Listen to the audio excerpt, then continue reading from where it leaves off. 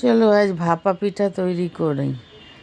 বৌমার মা এসেছে, আমাকে ভাপা পিঠা তৈরি করা শেখাবে, প্লাস করে খাওয়াবে।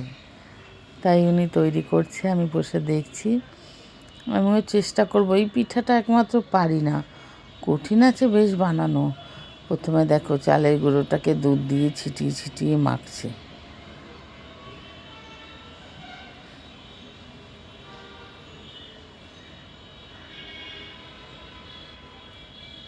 অনেকটা দুধ লাগে। ওই চালের গুঁড়োটাকে না প্রথমে দেখো কীরকমভাবে ছিটিয়ে ছিটিয়ে মাখছে।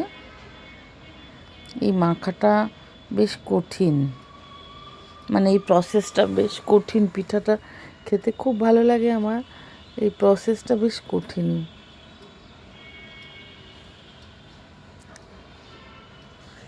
যখনই মাখছে আর আমি দেখছি, তোমাদেরও শেখাচ্ছি। বন্ধুরা, শিখে নিও সবাই, ভালোই লাগবে তোমাদের দেখতে। এটা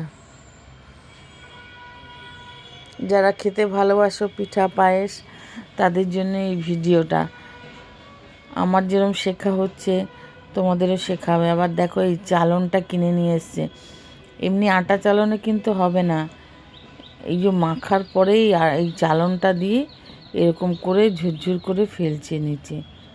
মানে একটু তো দলা দলা পেকে যায় না দুধ দিয়ে মাখার পরে, ওই যে তখন এরকম করে চালবে। পুরো ব্যাপারটা চালা হচ্ছে, চেলে সুজির মতন হয়ে যাবে। শুধু চালের গুঁড়ো একটুখানি লবণ দিয়ে এই দুধ দিয়ে ছিটিয়ে ছিটিয়ে এরকম শুকনো শুকনো করে মেখেছে। দেখো এরকমভাবে পড়ছে। একদম আটা চালনি দিয়ে চাললে কিন্তু কখনোই হবে না। এবার দেখো তৈরি হচ্ছে। প্রথমে চালের গুঁড়ো, গুড়, নারকোল কোড়া এটা দিয়েছে, নারকোল কুড়িয়ে নিয়েছে এই ফাঁকে।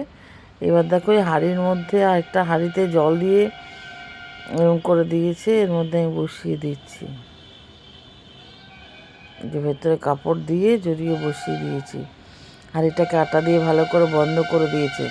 এটা আরও অনেকভাবেই হয়, প্লেট দিয়ে করতে পারো তোমরা। উপরে প্লেটটাকে ফুটো করে নিয়ে এইভাবে করছে।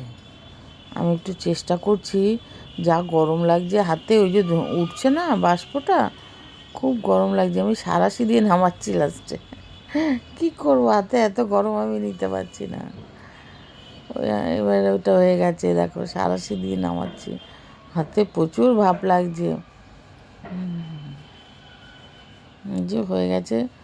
সুন্দর সুন্দর পিঠা অনেক তৈরি করেছি, তোমরা এইভাবে করতে পারো বন্ধুরা।